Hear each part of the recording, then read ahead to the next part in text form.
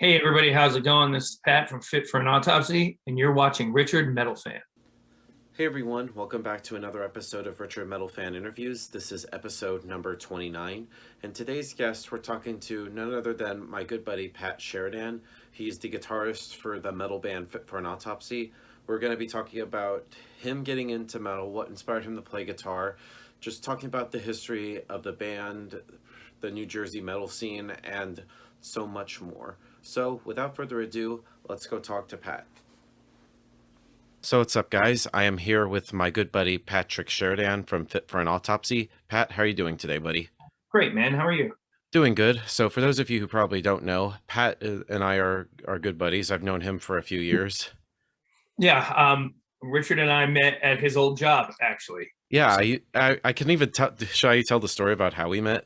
Sure, go ahead. All right, so it was like a few years ago. I was working at Kroger over in Ackworth. I remember I was walking by, and my first impression of you, because I remember first seeing you, I thought to myself, this guy looks familiar. And I remember you were pretty perfectly. You were wearing a nail shirt, and I think I said something like "cool shirt."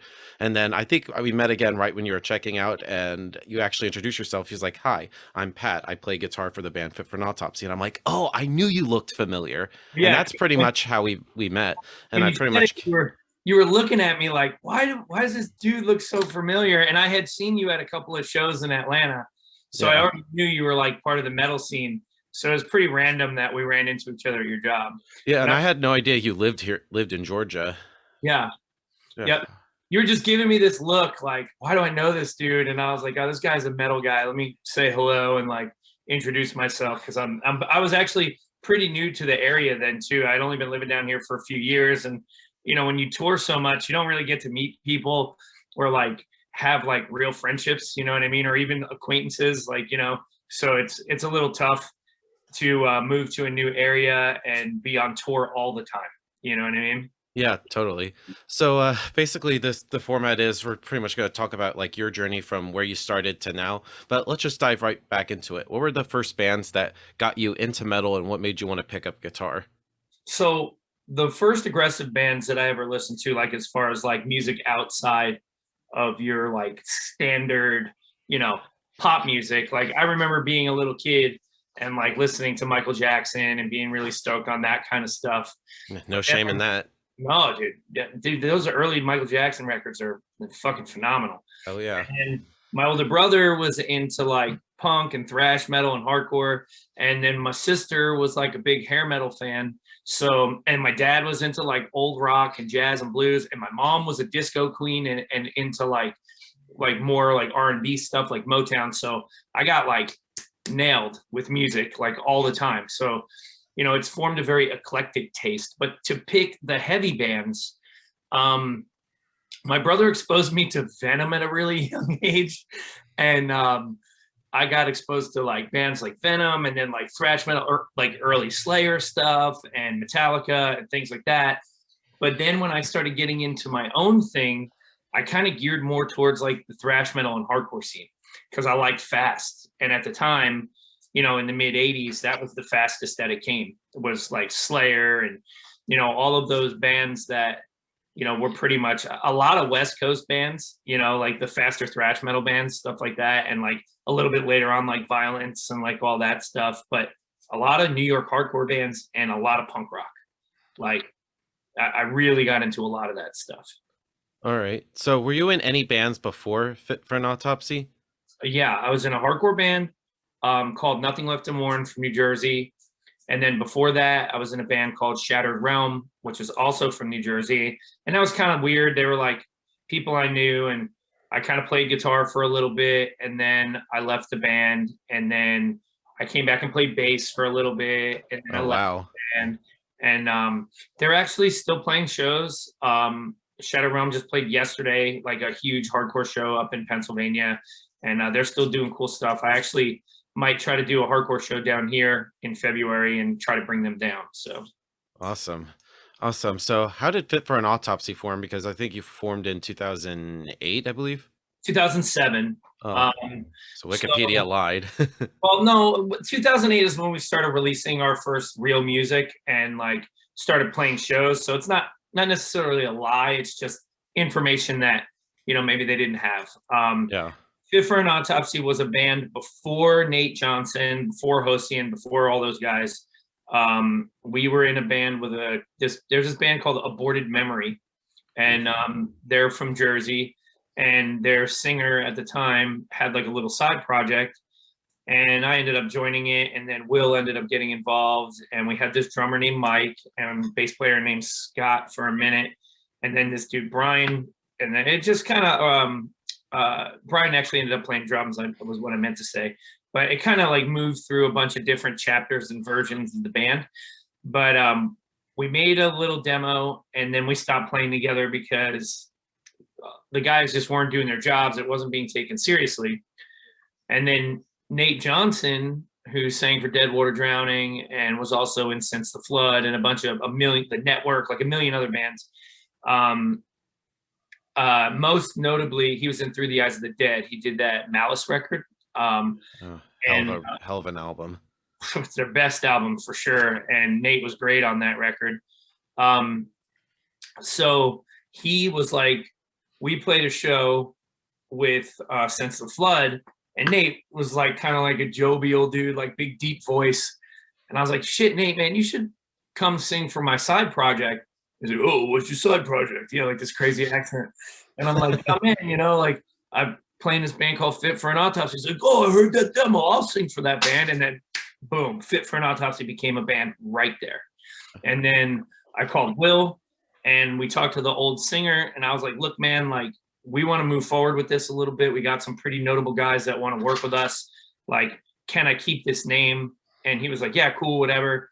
And then that was it. At that point is when Fit For An Autopsy really became a band, because we wrote, we did that demo, that Hell on Earth demo, and then we did our first record with Black Market Activities, and from then on, we were actually like a band. All right. So 2008 makes sense. Yeah. So going to 2009, you released, I believe the first release was called Hell on Earth, which is an EP, and I've actually listened to it on YouTube, and it's just very raw sounding. Mm-hmm. Yeah. Can you talk about like that whole, like how that all came to be? I mean, we were kind of like finding out what we really wanted to do as a band at that point. Like, it was pretty much, Brian was playing drums. Seth, who like I think did a stint in the Acacia Strain and maybe also was in Deadwater Drowning, was playing bass. And then I played guitar, Will played guitar, and Nate was singing. And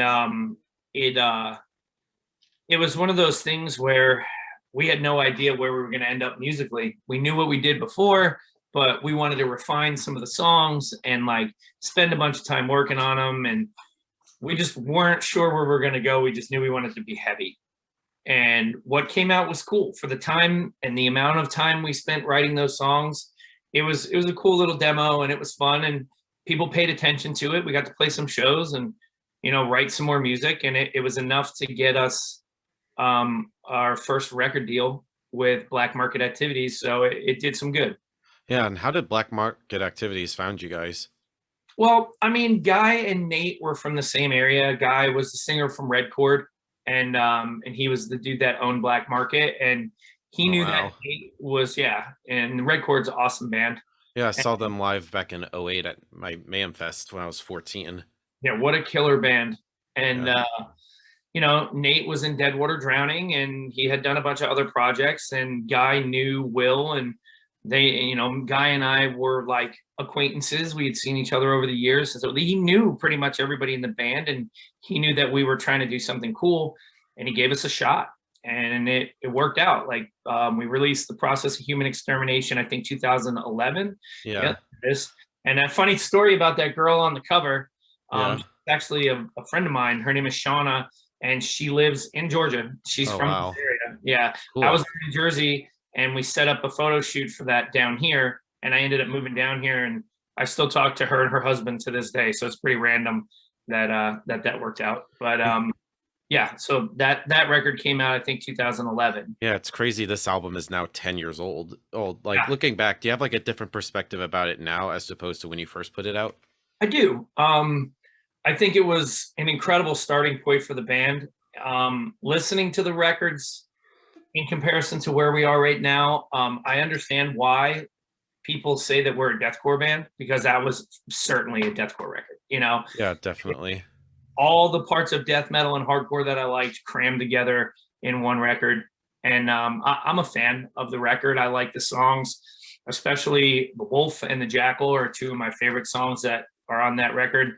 The Wolf is just a fucking ass beater of a track. Oh yeah. So I like it. I think it's a great starting point for our band. Yeah, and I love how every song starts with the.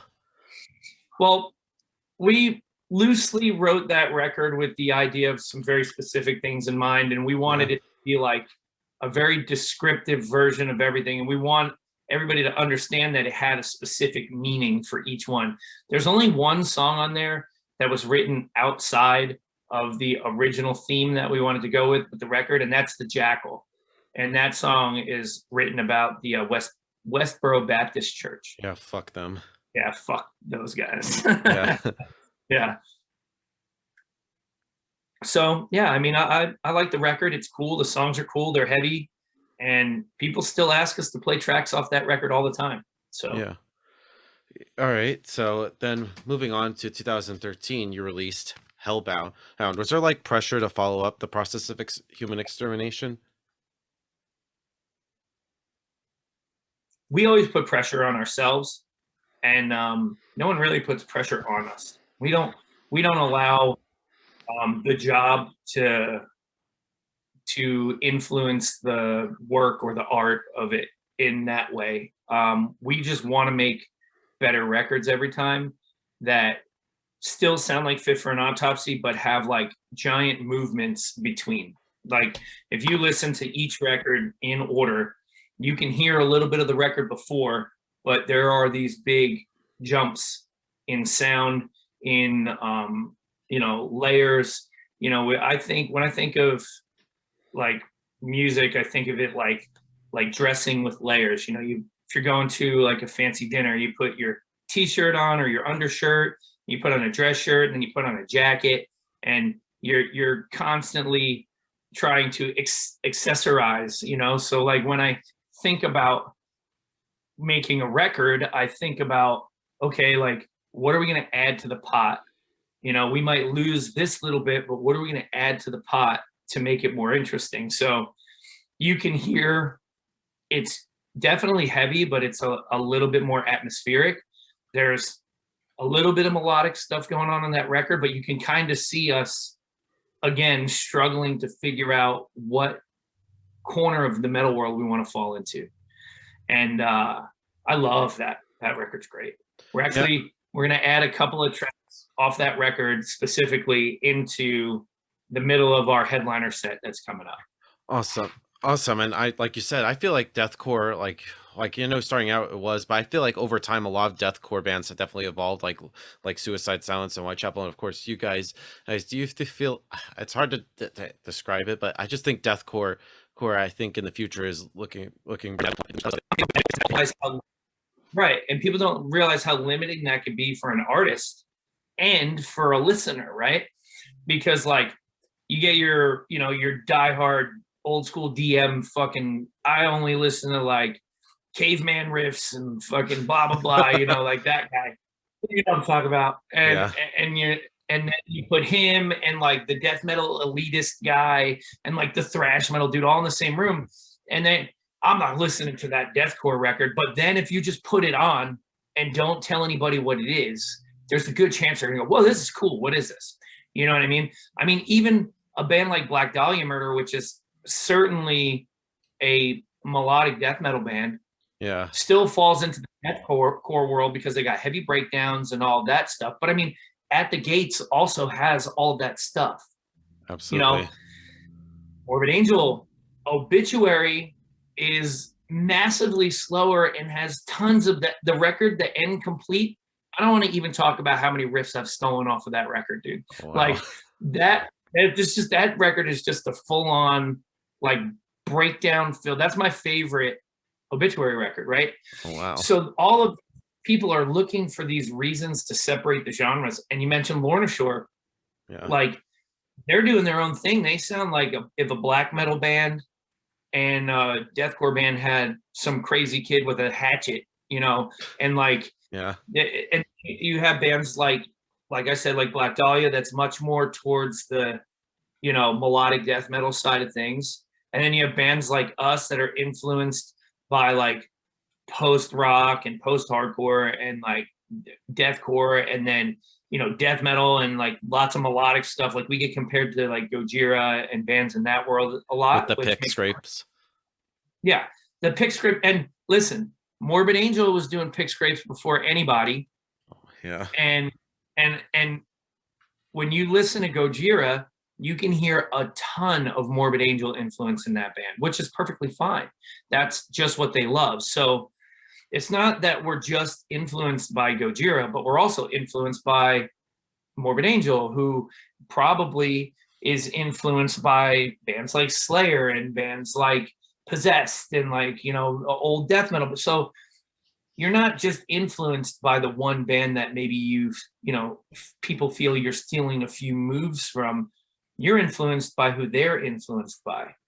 If you take the time to learn about that, you see it. So Hellbound was after, a couple of years, a year of touring and playing with other bands and listening to new music and doing all these things, like you can't help but evolve, So we evolved into the new thing. Right. Go ahead. Yeah. So yeah, and this album was, I believe, the first album with Hosian and Tim. How did they end up joining the band? Well, Brian left the band. He decided he didn't like touring, which is fully understandable because at that level of touring, it's very hard. So Hosian, he came over here, and he was, at the time, he was playing in a New York hardcore band called Marauder, and he had just left playing with those guys, which I love their first record a lot. Master Killer's a fucking great record. And then he worked at a tattoo shop, and I am a tattooer, and we were going to a convention, and he needed a ride, and I knew his boss. So his boss, hey, could you pick up Hosian and drive him? So we spent 4 hours in a car talking about music on the way to this tattoo convention, and then I drove him back. Oh, wow. We got to hang out and just meet each other for the very first time. And it was one of those things where it was like, what do you want to listen to? And then it just floodgates opened, and we started chatting about music, and then that was it. We became like instant friends. And then Brian decided to leave the band right after that, right before we went on Summer Slaughter Survivor Tour. Oh. What a rough tour that was. Oh, wow. And yeah. And so I called him, and I was like, hey, what are you doing for the next 60 days? And I was like, do you want to come on tour with us? And we gave him the set list, and he knew it. The first time we practiced, and it wasn't perfect, but it was damn close. And he's been in the band ever since. And then Tim, the issue with Tim came about because Will started getting really popular with his producing engineering job, which he's incredible at, and he's worked on just about everything. Yeah. And it was one of those things where he had to make a choice, either leave the band or we had to come up with some plan. So the plan was find a guitar player who can play his parts live, and then Will can stay home and work on his career, and we can go out and build the band, and then he can do the thing that he loves, which is writing music. More than touring, Will loves writing music. All right. So it just worked out. We kept him in the band. He's the main writer for Fit For An Autopsy. He was the main writer when we first started working together. You know? The brains. Yeah. It's funny, like people go, oh, it's so weird. They push their little metal glasses back and tell us it's so weird that, Will Putney goes out and writes all your music, but he doesn't tour with you guys. I'm like, well, it's really not that weird, because like Meshuggah's doing it right now. Frederick's not touring with them. Pear from, Scar Symmetry is touring with those guys. So yeah, those dudes are doing it, and like lots of people do it, and every band has one guy in the band that's got the best ideas. So it's not really that weird, but the way we write and record, I guess, is a little unorthodox. But that's how all of that came about. That's how Tim got in the band, and that's how Hosian got in the band. Hosian came first, then we did that tour, and then Tim came second. All right, and this was the last album with Nate, and then you got Greg in the band. How did you hook up with Greg? We knew Greg just from like touring and playing shows and stuff. And, Greg was great. He filled in. We were hoping he would be the guy. And, that unfortunately didn't work out. He had some, he just couldn't make it work with what we were trying to do. And it wouldn't have fit in the way where like his life and what we wanted to do on tour, it just kind of didn't meld. You know what I mean? It was just too much. So he filled in for us for a few tours, and he really helped us out because as soon as Nate quit, we had Metal Fest, and then we had like a month's worth of touring immediately after. So we had to cancel like 3 Canada dates, which sucked, or 4 Canada dates, but we canceled those. Greg came in, we rehearsed for a week, and then went on tour. And then after Greg, we had a European tour coming, and Greg just wasn't capable of working out. It just kind of fell apart. And we got this other dude named Cade to fill in for Europe and Australia. And the next thing that we're going to talk about, I'm sure, is going to be Absolute Hope, Absolute Hell. And that's Joe Bad's first record with us. Yeah. How did he end up joining the band? Fuck, this is a great story, dude. I'm all ears. We're in Australia, and that kid Cade, he was a great singer, but he wasn't the right guy for Fit For An Autopsy. It was not working. And he did the job, and we got through the tours, and it really helped us. So we owe him a nod and a thank you, but unfortunately it wasn't the right fit. So we were in Australia on our very first Australian tour with Die Hard As Murder. It was Die Hard As Murder, Psychroptic, us, Revocation. Fuck, who opened that tour? Oh, what a lineup. Yeah, it was a crazy one. I can't remember who it was, but Die Hard was the headliner, Psychroptic was direct support. We were crammed right in the middle.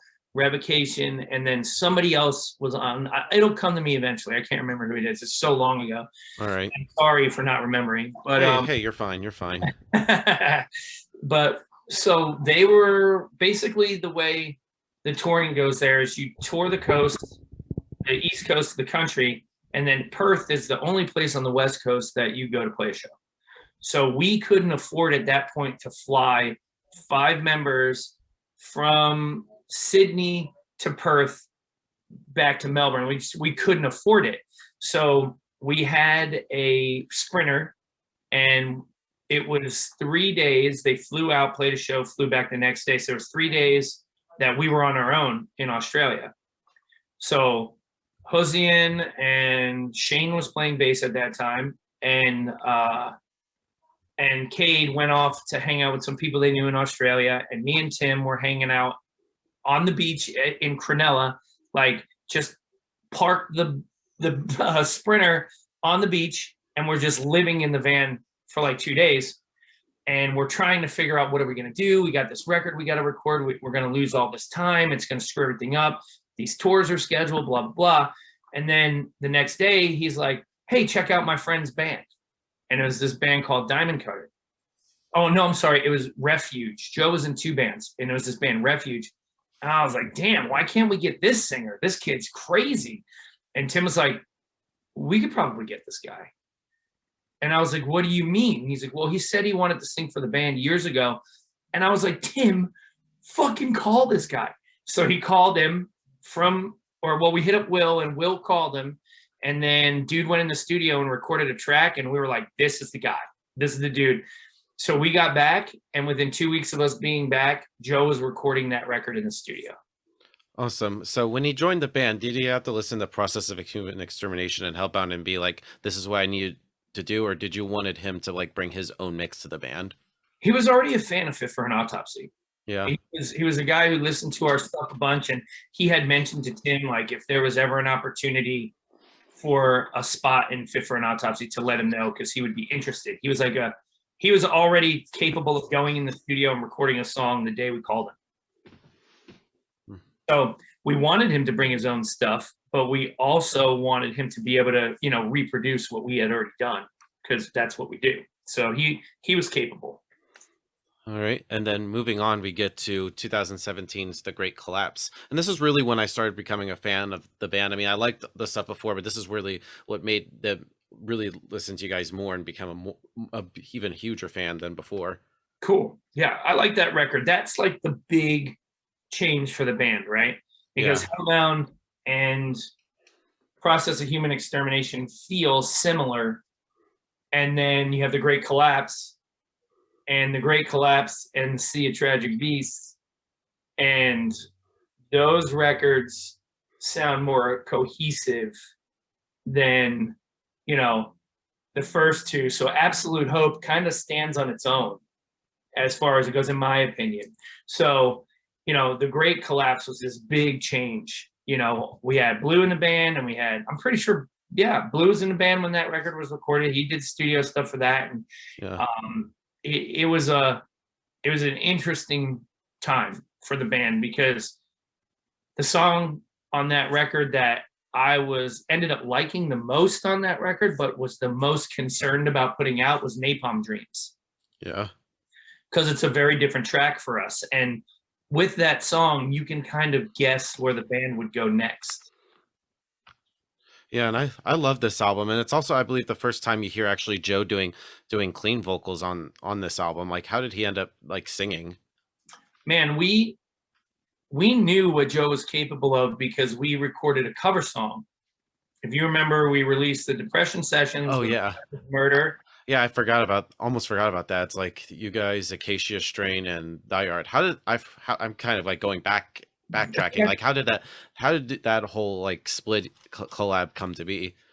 It was kind of like an idea that Will and Marshy had talked about for a long time, and then Will brought that to me and was like, "We're thinking about doing this thing," and I was like, "Fuck, it sounds so cool!" Like the idea of three bands getting together to create a piece of music together, and eliminating like the band competition thing and getting rid of the weirdness and just doing a cool thing with your friends. Literally, that was the basis of it. And the idea was write one original song and to do one cover song. And a Casey Strain did an original track, and then they did a Soundgarden cover. They covered Black Hole Sun, which I Yeah, love. yeah, and I've heard it. It sounds really interesting.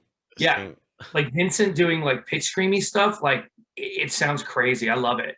And then Die Art did Du Hast, and wow, which was pretty cool. yeah, And then we did Nine Inch Nails cover, yeah, and we were trying to figure out how we were going to approach the vocals. And Joe was like, "I can do that."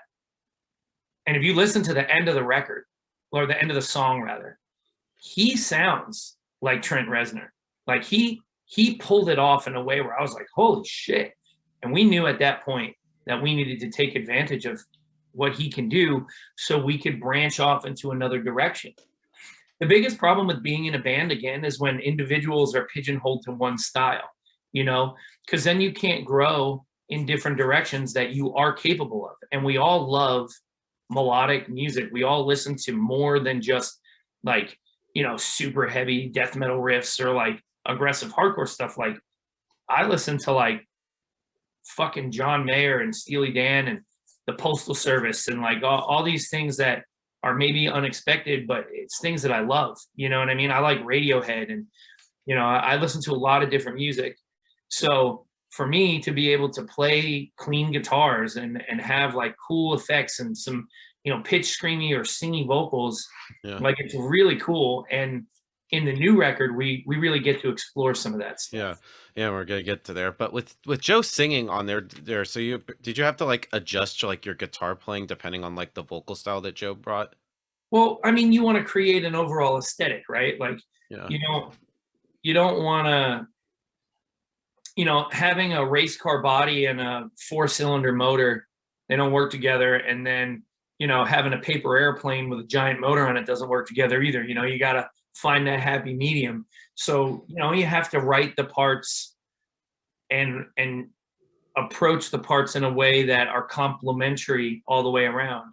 And I think that, yeah, we had to change our tone. You have to change your approach to playing. It's a different not necessarily happier sounding, but just a softer sounding version of what we do.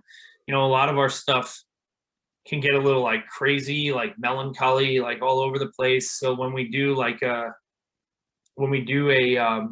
clean part, you want it to fit the song, and you want all the parts to fit together to make it cohesive. And I think we've gotten a lot better at doing that. All right. And this is also your first album. You got signed to Nuclear Blast Records. How did Nuclear Blast find you guys?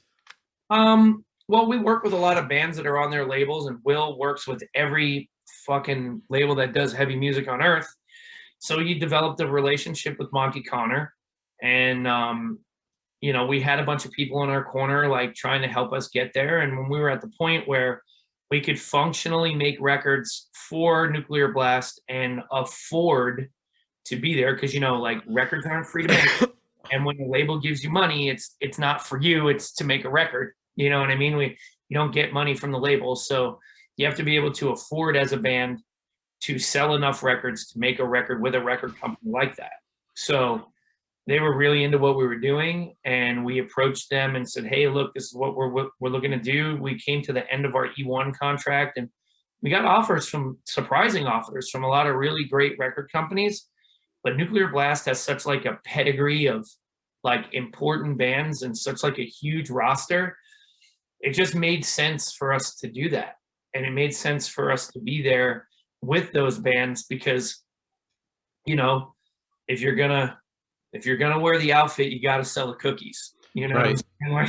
Right, and right, Nuclear Blast has so many great bands on that label, like of course Carnifex, the Dired is Murder, Aversion, Shin's Crown, even like some really great bands like Blind Guardian and stuff. Like I feel like they have like an eclectic mix of different metal subgenres. They do. They have a huge mix of bands, and that's great for a band like us who explores a lot of different versions of what we do, because that means that there is a roster full of bands that we can be paired up with. You know what I mean? If we just signed to like a label that doesn't kind of dabble in a little bit of everything, for a band like us, like, it would be tough for us to fit in to that label, you know? So you either stand out on a label like that, or you get crushed to the bottom of the barrel. So Nuclear Blast was just the smartest fit. They work really fucking hard, and they're really good to us. They don't limit us musically. They don't say, you guys have to do this or do that. We come to them with ideas, and, you know, they're very, very interested in us succeeding with the things that we want to do. All right. So then you toured for a little bit on this album. Like I know the last time I saw you did that headliner, it's like you guys think Rivers of Nile, Lorna Shore, and of course my ATL's Left to Suffer in that. And then I think you did that I think it was like Die Carnifex in Europe. But then of course the world shut down. You did only the one show with Die in the States, and I was like, and how was that whole day like? Just knowing like this could be the last time we could play for a while. Well, we showed up. I mean, no one knew how serious any of this was going to be, right? Yeah. March 15th, 2020, no one knew that I wouldn't be touring for 2 years, you know? So we get to the venue. We played the TLA in Philadelphia. We pull up, and everybody's kind of acting weird, and they're like, there's a chance that we're going to be canceling a handful of dates on the tour. So I'm like, all right, cool. You know, I kind of figured that would happen. Some places might shut down or whatever. And then I went and got a cup of coffee and came back, and Andrew Marsh looked miserable. And I was like, hey, let's go grab something to eat. So from the time that we made it from the venue to the place that we sat down to eat, and by the time I finished eating, we knew that that was the last day. And I was like, fuck, man. Like, what are we going to do? I got like $20,000 worth of merchandise in the trailer, a sound guy, a merch guy, my whole band, a van, a trailer we rented, a van we rented, a soundboard we rented, a snake. I mean, just all of our stuff. And think of it this way. There were 2 bands on the tour. One band that flew in from Iceland. Oh, wow. In Missouri. and then Die Art came here from Australia. So like the amount of money that was lost in that one day, in that one show, just by the people that were there, not everyone everywhere, was unbelievable. Like, we sat down and figured it out before we left, and me and Marcy just sitting in a corner with our calculators on our phone. Holy shit, man, that was a scary day. So we played all the way to the end. The show didn't get shut down. I heard a lot of shows were getting shut down like during the show, but we managed to sneak through, and I was literally buying plane tickets to fly people home while we were driving from Philly back to the studio in New Jersey, because I was afraid that the airports were going to shut down and we weren't going to be able to get everybody home. I flew out at 5 o'clock in the morning because I didn't think I was going to be able to get on a plane to get home any later than that. We were hugely in debt at the end of that tour. We got really, really, really lucky that metal fans are so supportive, and people that love our music and that are friends with our band are like into supporting bands, you know? So we listed all our merch up and explained the situation, and man, we sold through that merch like that. It took like 2 days. Thank whatever universe made it possible for that to happen, because Fit For An Autopsy would have been in financial ruin if that had not have happened. So everybody that bought a t-shirt or bought a CD or did anything, a hat, whatever we were selling, anybody who did that, you made it possible for us and other bands that you supported at that time to keep going through all this mess. So everybody who did that, thank you, because we would have never gotten through if it wasn't for the support of people who actually took a minute and bought a thing or two from us. So that was huge. And that was it. And I haven't played a show since that day. Yeah. Other than the Trivium thing that we just did, we haven't played in a room. Yeah, that was a good live stream. I just saw it last night. Cool, man. Thanks. Yeah, it was fun. All right. And so moving on, we got the new album, What the Future Holds, which comes out next month.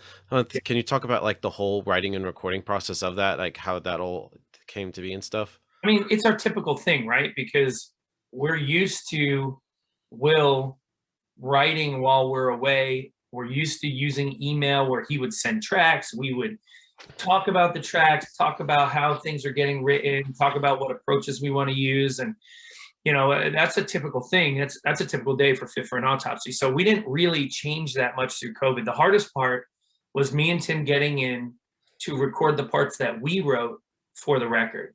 That was the hard part. Like flying up, getting vaccinated, you know, getting my tests done so I could get on the plane. Get the airports at that point were like ghost towns. Like it was crazy. That was a crazy couple of days for me. And like just setting it all up, getting up there, getting it done, and getting home was probably the weirdest part of all of it. But it was kind of just the day-to-day for us. We wrote it through email the way that we always do. And, you know, me and Tim went in and recorded our parts. Will recorded the rhythm guitars and he did his parts. And, you know, Blue came in after we were there. He recorded his parts. Joe was at the studio for like a week. He did his parts. You know, it all kind of came together in a way where we were able to get it done in our normal fashion, but it was just a little more difficult. That's all. All right. And so with the singles that you released so far with In Shadows, Far From Heaven, and Pandora, is that pretty much what the entirety of What the Future Holds will sound like, or is there just more to be discovered?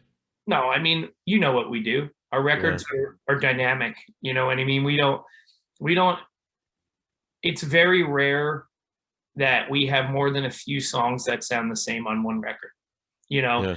So, I mean, in all reality, you could say that, yes, it is What to Expect, because those three songs all sound very different. They sound like Fit For An Autopsy. They all have elements of each other. But I mean, Far From Heaven has got like a lot of like interesting percussive kind of things going on. And there's some melodic stuff. And then In Shadows is just a straight ass beater. Like that opening riff is super fucking heavy, very reminiscent of old Fit For An Autopsy. You know, people say they can feel some Hellbound vibes off of it, which I love that. And then Pandora is like a ripper. It's like fast. It's got some of that European like bouncier, like metalcore kind of things going on there with the riffing. And that's one I love the solo that I played in that song. It's a super fun one. So yeah, I mean, we're gonna release one more track, and that will be. I'm not gonna talk about it. I'm not gonna talk about what track it is or Yeah, anything. guess I'll see when I see. It's a very different. It to me, it's the Napalm Dreams of this record. It's one of Wow. those ones that I'm like, whoa, like. And again, it became my favorite one because it covers all the avenues of what Fit for an Autopsy does in one track, in my opinion. I really, really like that song. And the video is good. There's going to be a video for it, and it's going to be different. It's everything about it is different than anything we've ever done. I'm super excited about this one because the video for the song is the fucking coolest thing we've ever done. Yeah, I'm looking forward to it. And so with this new album, is it just picking up where you left off after Sea of Tragic Beasts, or do you consider it's kind of like a new beginning for Fit for an Autopsy in a way?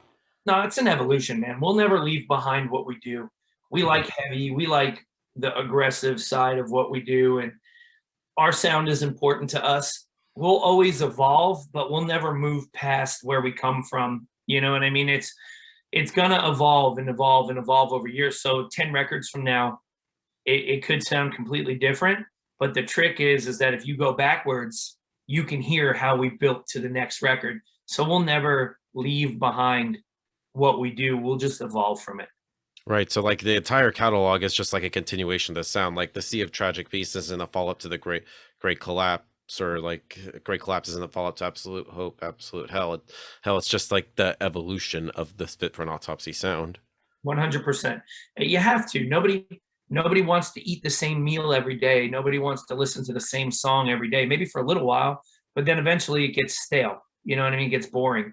So, we want to create something different and something new with what we do every time we do it, but still hold on to our roots. So you'll get that forever from us. All right. So I guess there you always take like a different approach. There's not like a formula that you guys stick with. I mean, there's a formula for sure, but it just depends on what the influences are around us at the time. You know, what we're listening to, what's going on in the world, what we're seeing, what we see, hear, and smell, like, how we're feeling about everything. Everything affects it. So it'll always kind of be the same approach, but the product will be dependent on what the ingredients are. It depends on what we're using at the time and what we're influenced by. Like maybe music will take a weird turn and get like unbelievably heavy for a little while, and we'll get influenced by that and we'll write the heaviest record we ever have. Or maybe we'll end up listening to more melodic things and more, less of the heavy, and we'll put out like a record that maybe has more of a sad feel than an angry feel. It's all about what's going on and influencing us at the time. All right, and kind of going back to like the 10-year anniversary of Process, does like the nostalgia of the debut you kind of like brought forth like the throwback elements to the new album, like you mentioned? I don't know. I think we always keep in mind like where we come from, but that it could be. I definitely revisited that record a little bit earlier in the year, and we released new artwork and new vinyl on that record. I think there might even still be some available. I don't know if it's sold out or not. It might have. I could be talking out of my ass. I haven't checked in so long. I need to check that. Yeah, we released a new vinyl. It's got new cover art, brand new cover art, which we're really excited about. It was just time to revamp it. We're in a different place right now, and we're really happy with that record. And I love the earlier stuff. So if we write stuff that sounds like that, it's only because that we wrote it then, and it's ingrained in us. It's in our blood. All right, and sort of going to playing live, is there like a different energy playing live as to opposed to when you're recording, or is it just like two separate entities? Man, I'm fucking awful in the studio. Awful in the studio. I've gotten way better because the pressure of doing it is, I'm getting used to that pressure, but I'm terrible in the studio. Takes me forever. And I also suck in front of a camera. Like it's a stressful thing that happens to me. But live is different. because I can connect with the crowd. I don't feel like they're there to watch me. I don't feel like I'm there to watch them. I feel like we're there experiencing a thing together. I'm on stage with my people. We're vibing off of each other. Like all the stress goes out the window for me on stage.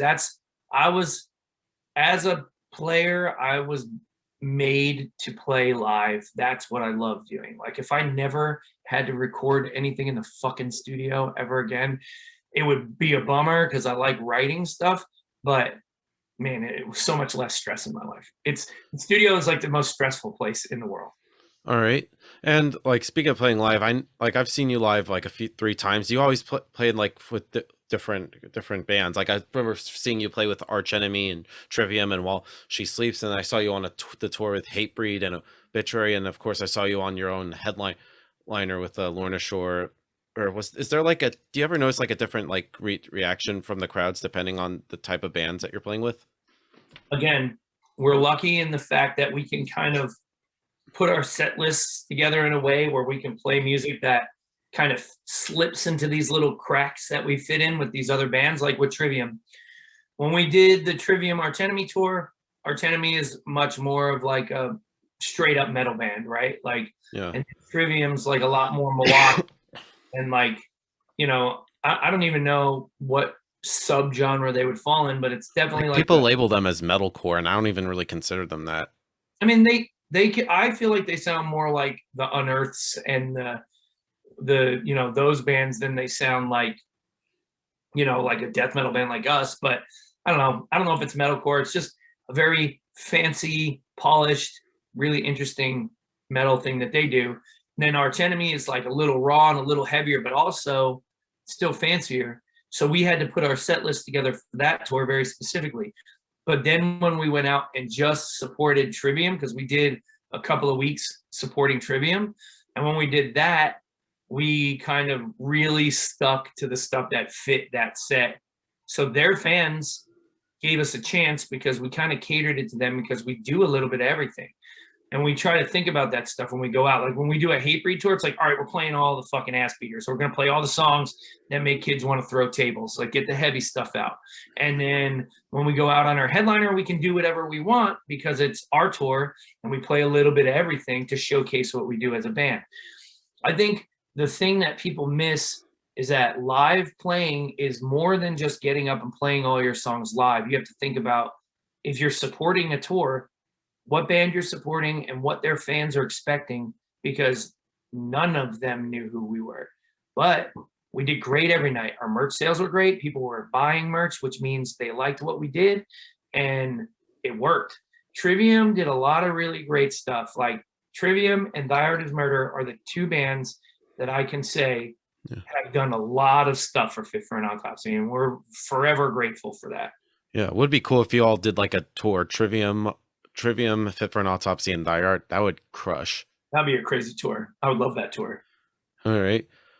Trying to remember what I was gonna say. Oh yeah, I got a couple more questions for you. Yeah, like one of the questions I love to ask anybody, and this is probably the hardest question. Get ready for this.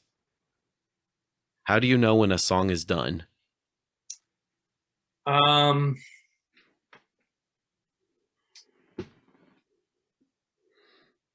I'm tired of working on it. That's the best answer I've heard. Yeah, some people say when it's done or it's being mixed and everything. You know when a song is done when you listen to it and it feels like it's done. Like there's no way to really answer that question. You also know when a song isn't done. And if you're good at writing your own songs, you know when something's missing. That's the answer. That's the fucking answer right there. When it doesn't feel like something's missing from the song. Right. That's when you know. When you say, okay, this has all the elements of everything we want to do. When it doesn't feel like it's missing. You know what I mean? Yeah. All right. All right. And the final question I wanted to ask is, coming from New Jersey. New Jersey has so many great different bands, from like Fit For An Autopsy to like Dillinger Escape Plan, God Forbid, Overkill. Was there like a scene in New Jersey that you felt part of, or was the goal for Fit For An Autopsy to get outside of like New Jersey or just that New England area and just play in front of like different audiences? So what's the question? Was it hard for us to do it? Was there like a scene like the scene in New Jersey? Was it there like a scene there, or was the goal to like get outside of New Jersey and Oh play in yeah, front of different Jersey's crowds? got a great scene. Jersey's got like a really awesome scene. There's a lot of, again, like the God Forbid guys, like I was in bands watching those guys come up, and like they made it. See, when you're part of a music scene and you're part of that world, watching the people around you succeed and move up gives you, it does two things. It gives you inspiration, or it makes you hate on them. Right. And we saw a lot of both of those things with the band like God Forbid. But I mean, they went out and did it all. You know what I mean? They were a great band. And I love Doc, and Yeah. He's they're killing it all, with Bad Wolves. yeah, Bad Wolves is doing great. And I still talk to Corey sometimes, and I'm trying to keep in touch with him because he's fucking great dude. And like so yeah, I mean, we wanted to play in our local scene. Connecticut's great, Boston's great, New York City there for us. That was great. I think being in the Northeast was like a good thing because you have the ability to play in all of these places where music is big and important. Like I would imagine if you're from like Wichita, like it's a little harder to get out and play shows because there aren't, 3,000 venues surrounding you that are doing shows 7 days a week. You know what I mean? Like Yeah. with New York City being in our back door, there were plenty of venues in New Jersey to play. Connecticut had great venues. We played our first festival in Rhode Island. Like Boston has great stuff. Philadelphia has great stuff. Delaware has shows. Baltimore has shows. Like the tri-state area, even as far going down as to like Virginia, to Richmond, Springfield, Virginia. Like we played shows in all of those places in the beginning of our career. And that's how we met touring bands. We got to support them at all these shows. So your local scene is really important. So I don't think it was a matter of wanting to get out of New Jersey. It's just it gets to a point where that's the next step. You know what I mean? Like if you're like Lamb of God, for instance, like I saw Lamb of God when Lamb of God was Burn the Priest, and I saw wow. them. Yeah, I saw them play like the Rotunda in Philadelphia, and do a tour. Man, this is crazy. You mentioned Dillinger.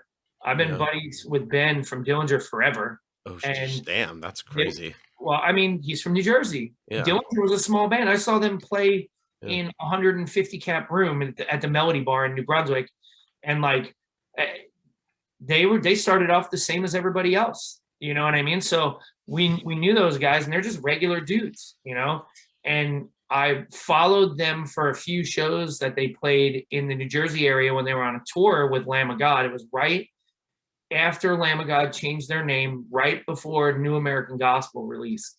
Yeah. And I saw Dillinger Escape Plan and Lamb of God play a 2-car garage. Wow, it's crazy how far they've come now. And Lamb of God's like playing in like amphitheaters and shit. One of the biggest bands in metal, right? And Dillinger Escape Plan did tours with like Soundgarden and 9 Inch Nails was the last tour I saw them on. Like, wow. You know what I mean? That's fucking massive. So there is a huge, rich history and metal world in those areas. But I mean, what happens? Like Lamb of God plays Richmond a bunch, and then they travel around and they play other places, and then they go on tour and they do all these things. And then eventually they grow out of their local scene and they have to go out and do more. You know what I mean? So it's just one of those things where it's like, you don't want to leave your scene. It's really comfortable to just be home and do it. But when it's time, you have to in order to take the next step. You know? That's well said. So before we go, I just want to thank you for this interview. Is just anything else you would like to promote with the release of What the Future Holds? I mean, I'm looking forward to that headliner later. Still need to get my ticket for the Atlanta show. Yeah, February 4th, man. We got you, dude. Just hit me up. I got you. I'll be there. So okay. So last things to say. Everybody, thank you so much for supporting us. Like, it's pretty crazy how through COVID and through all of these things, fans and friends of the band supported us so much that we could feel comfortable writing and recording and getting ready to release a new record. Thank you to everybody who's listened to the new tracks and taken the time to say positive things about it on the internet. And we're just looking forward to getting back out and playing shows. So, we can't wait to do that. So to everybody who watches, thank you. And Richard, thank you for having me, dude. It's super cool to be here. And we'll see you guys on the road. So yeah, everybody, Pat from Fit for an Autopsy. We'll see you next time.